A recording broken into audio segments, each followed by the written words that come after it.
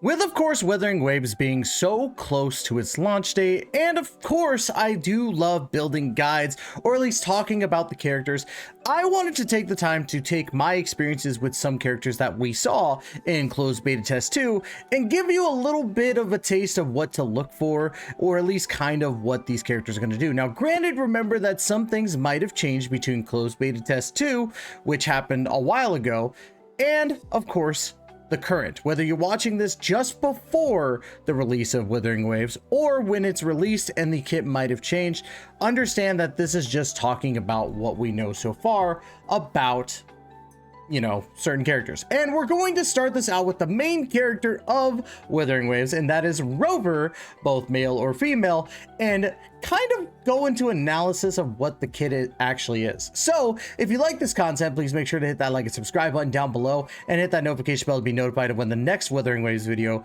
comes out. And of course, don't forget, I'm also sponsored by the ever wonderful Gamer Subs. Make sure to use code TAISHER for 10% off. I got this look at this Giga sweatshirt. Look at that. That's Giga, who is from VShojo. I'm a big VShojo fan, and I'm also a big Giga fan. So awesome that I was able to get this wonderful sweatshirt, and more of stuff like this releases all the time. So make sure to go to gamersubs.com, or actually, sorry, gamersubs.gg/Tystra to make sure to use my code every time. But without any further delay, let's go ahead and dive right into Rover.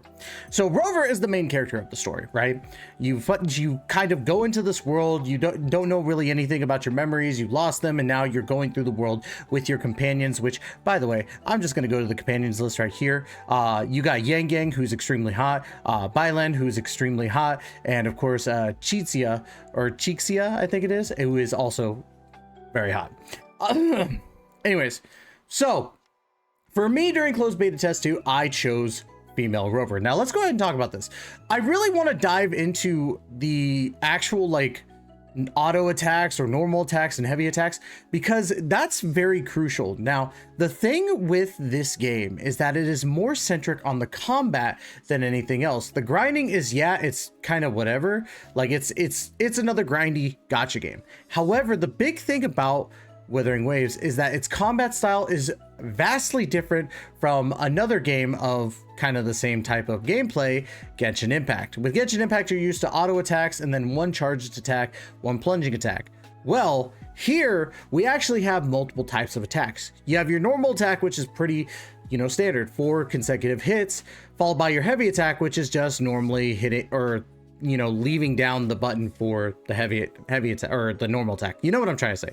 But there's certain combos with different characters that you could use to actually benefit you in regards. For example, the heavy attack Sonata, tapping normal attack when the effect lights up after the third normal attack will cast a heavy attack Sonata, and tapping normal attack when the effect lights up after the heavy attack will cast heavy attack Sonata. Isn't that the same thing?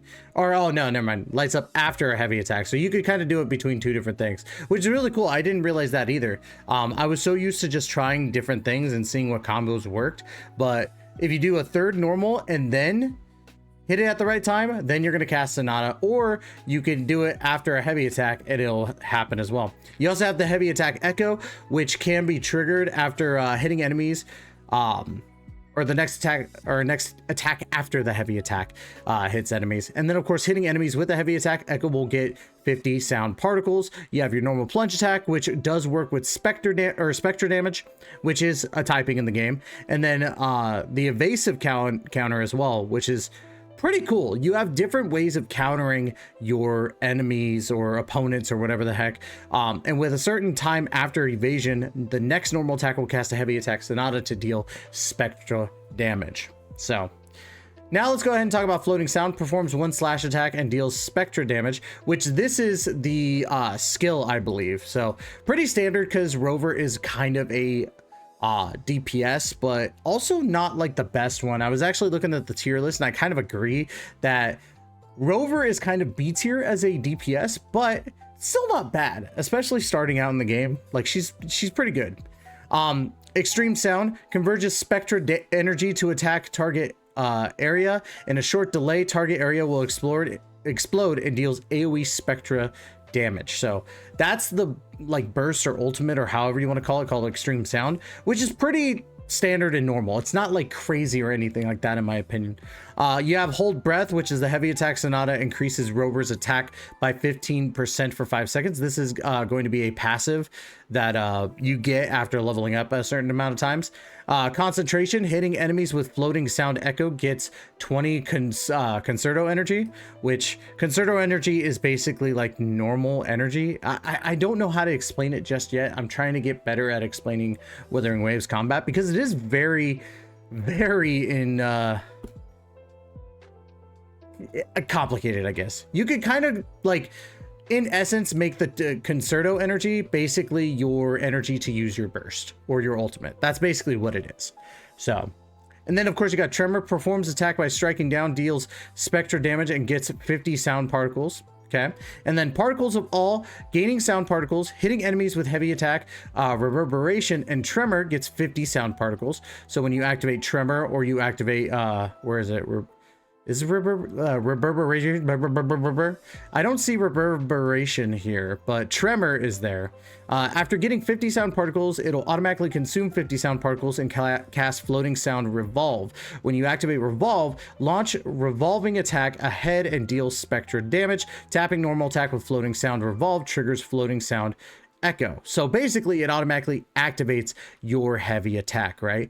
And then Coral Ordeal increases movement speed of resonators in party by 10%, which is your passive for the character in general. Think of that as like you know, the Mona with the talent books, making it so you have a 10% chance of getting double the amount. Basically it's like that.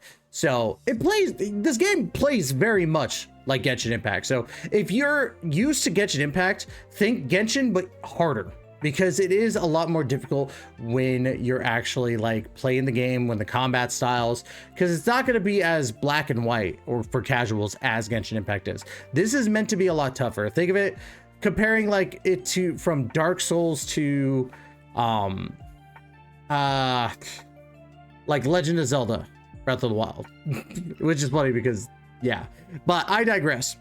Rover is a decently fun character. I did get to use her a lot, and she was on my main team for a little while until I got some other characters to try out, but she was my main DPS. And Spectra is a very I can't say interesting element, but they're all very interesting.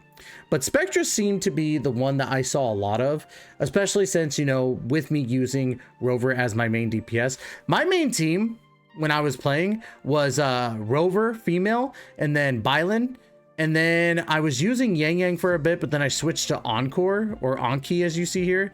By the way, like that guide will be coming out very soon as well, because God, Encore I think is going to be one of the like underrated units in my opinion, but I digress. Rover is a good main character. I honestly think you'll use Rover in Wuthering Waves than you would use Aether or Lumine in Genshin Impact. That's saying something. So, but that's going to be it for today's video. Don't forget to like, comment, subscribe. Don't forget to, you know, let me know what you think about Wuthering Waves, because I definitely want to know. And I'll be doing more of these kind of like kit overviews as we get closer to the release, and maybe some actual build guides once I have a better understanding of builds and what can drop and all that stuff, because it's a lot of research. It really is. Don't forget to also check out Gamer Subs. Use code TYSHER for 10% off. And of course, thank you so much. As always, we will catch you in the next video. Please take care and be safe.